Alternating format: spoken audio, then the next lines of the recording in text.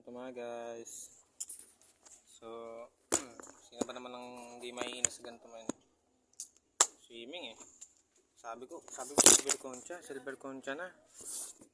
Utang ina, pinilit dito sa Gina na hindi naman sikat. For what? Tingnan mo, oh. Kita nyo ba? Wala.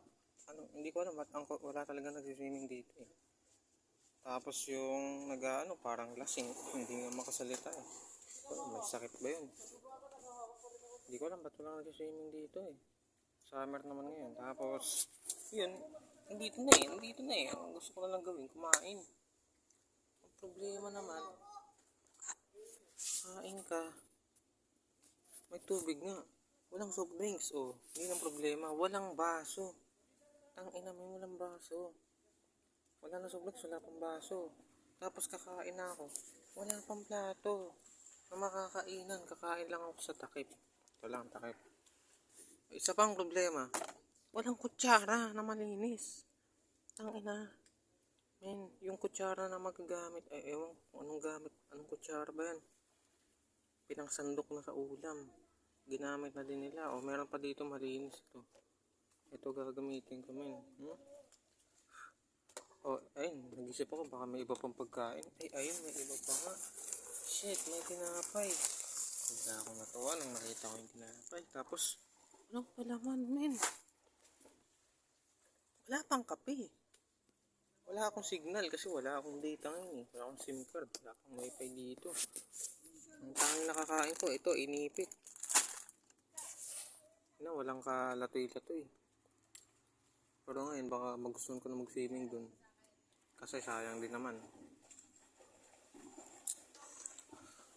Wala naman ako nire-reklamo. Ang para sa akin lang naman, mag-swimming, titipidin. Minsan na lang kami mag-swimming, titipirin kami. Hindi naman kami nagigipit.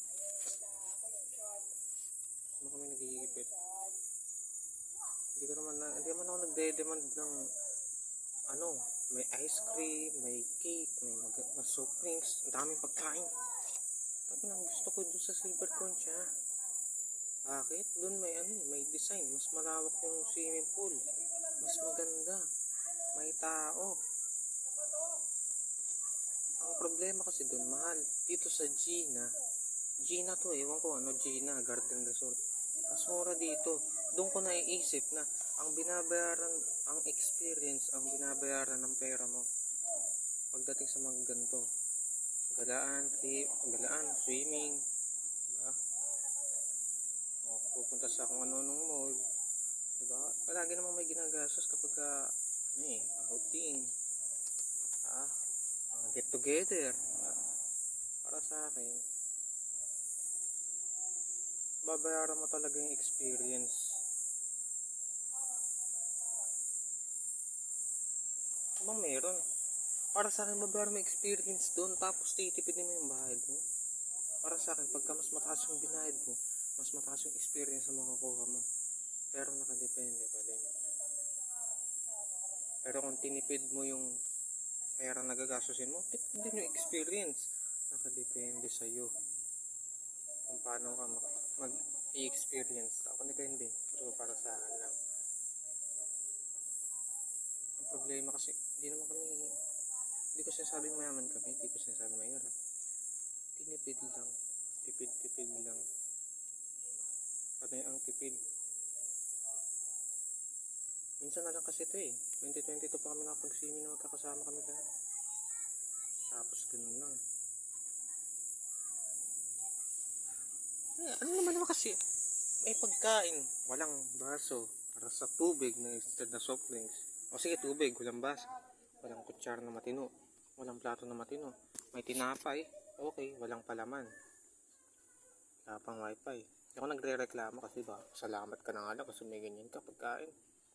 Tingnan mo naman tinapay ko eh. Kakainin ko to kaya itong kainin. Kaso, hindi ngayon. Naiinis ako. Pero sige, sisimin nga ako. Nangit ako dun. Kasi mamaya pa kami uwi. Wala nang kwento. Magmumukmuk lang ako dito. Pero hindi ako galit sa kahit ano.